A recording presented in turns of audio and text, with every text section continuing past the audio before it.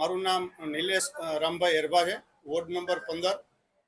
આજે ભારતીય જનતા પાર્ટીનો 46મા સ્થાપના દિવસે અને પવિત્ર રામનવમીના દિવસે આપણા જનસેવા કાર્યાલયને 3 વર્ષ પૂરા થવાના ભાગરૂપે આપણે અહીંયા સર્વરોગ નિદાન કેમ્પનું આયોજન રાખ્યું છે।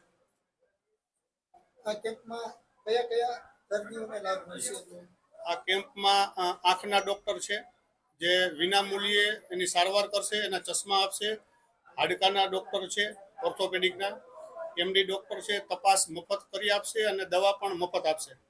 જનસેવા કાર્યાલયથી કયા કયા કાર્યક્રમો કરવામાં આવે છે? જનસેવા કાર્યાલયથી અહીંયાથી આ 3 વર્ષમાં લગભગ ઘણા એવા કાર્યક્રમ કર્યા છે કે જે કંઈ લાભાર્થી હોય અને સરકારની યોજનાનો લાભ આપતા હોય, દાખલા તરીકે હોય તો આપણે ઉજ્જવલા યોજના હોય, પછી કોઈ વિધવા પેન્શન યોજના શરૂ કરાવી હોય, આવી ઘણી યોજનાઓ સરકારની છે। એ સરકારના યોજનાનો લાભ આપી ત્યારે અમે કેમ્પ કરતા હોઈએ। આયુષ્યમાન કાર્ડ કઢાવવાના હોય, આવા બધા કાર્યમાં અમે અહીંયા કણે કેમ્પ કરતા હોઈએ છીએ। લોકોને શું અપીલ કરશો વોર્ડ નંબરના 15? વોર્ડ નંબર 15ના લોકોને એક જ અપીલ છે કે આ સેવાના માધ્યમથી ખોડિયારનગર યુવા યુનિટી સંચાલિત જે જનસેવા કાર્યાલય છે, આ જનસેવા કાર્યાલય વોર્ડ નંબર 15ના જે કાંઈ લાભાર્થીઓ છે કે જે કાંઈ લોકો છે, એ આ જનસેવા કાર્યાલયનો વધુમાં વધુ લાભ લે એવી મારી લોકોને વિનંતી છે। જ્યારે દેશના યશસ્વી પ્રધાનમંત્રી નરેન્દ્રભાઈ મોદી સાહેબના નેતૃત્વમાં જ્યારે ભારતીય જનતા પાર્ટીની સરકાર કામ કરી રહી હોય અને વિશ્વમાં એક ભારતનું નામ એક આગવું નામ હોય, ત્યારે આજે સ્થાપના દિવસ છે। દરેક કાર્યકર્તા માટે આજ ગૌરવનો દિવસ છે। આજે વિધાનસભા 59ના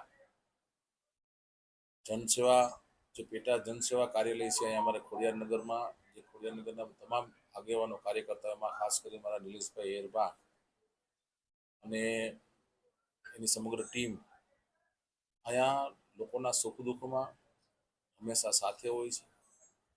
સેવા કાર્યો થકી લોકોની સેવા કરવી એ દરેક કાર્યકર્તાનું કર્તવ્ય હોય છે।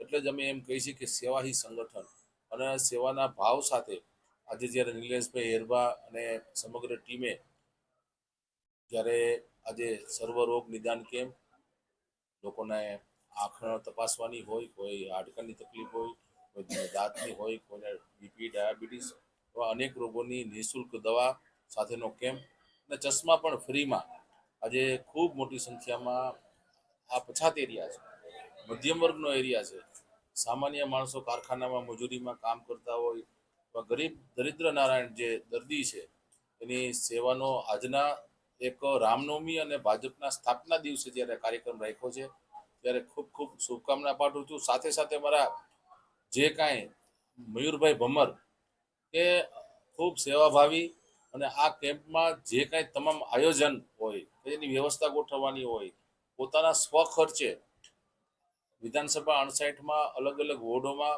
વાર તહેવારે જ્યારે જરૂર પડે ત્યારે મયુરભાઈ એકદમ મૂક સેવક કહી કોઈ પણ પ્રકારની પ્રચાર પ્રસિદ્ધિ વગર લોકોની ખૂબ સેવા કરે છે। એને પણ ખૂબ ખૂબ શુભકામના પાઠવું છું અને સૌને આજે મારા જય શ્રી રામ।